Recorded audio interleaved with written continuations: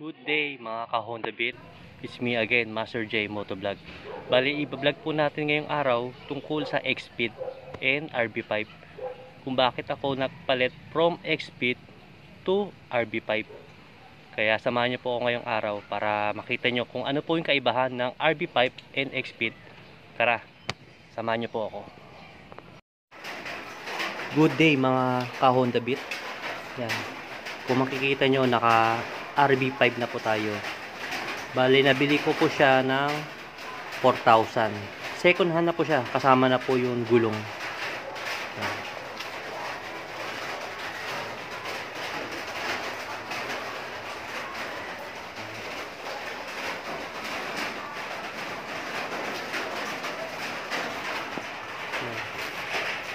Bali, okay pa naman siya. Tingnan ko muna siya. Tingnan ko muna maigi kung may bengkong. Pero sa nakita ko, wala naman. May mga konting gas-gas lang naman siya. Pero yung quality nito, tsaka yung sungkit, wala naman. Kaya okay na okay. Good deal. Paano masabi? Marami kasi nagtatanong na tropa, bakit ko daw inalitan ng RB5 yung aking X-Speed. Bale, bibigyan ko kayo ng 3 reason kung bakit. Kasi sabi ng tropa, mas maporma yung X-Speed.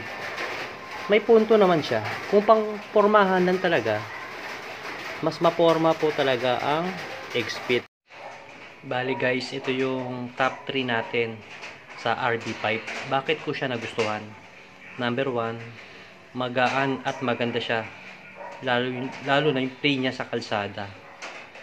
Number 2, maporma din siya. Lalo na gold ang kulay niya. May kanya-kanya sa tayong taste eh.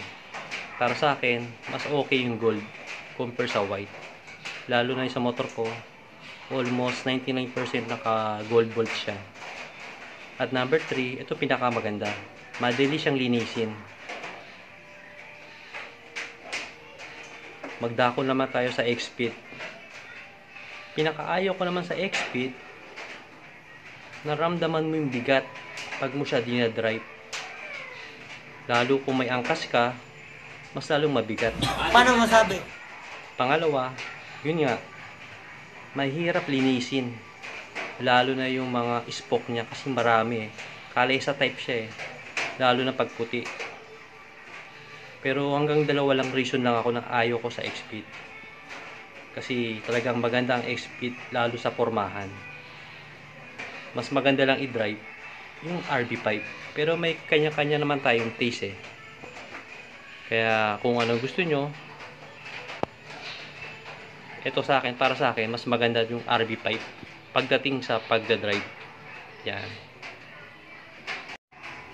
Bali mga ka-Honda Beat, dito na po tayo matatapos sa ating munting pagbablog tungkol sa RB5 at sa X-Speed. Kaya samahan niyo po ako ulit sa aking susunod na vlog. Maraming salamat. Ride safe mga ka-Honda Beat.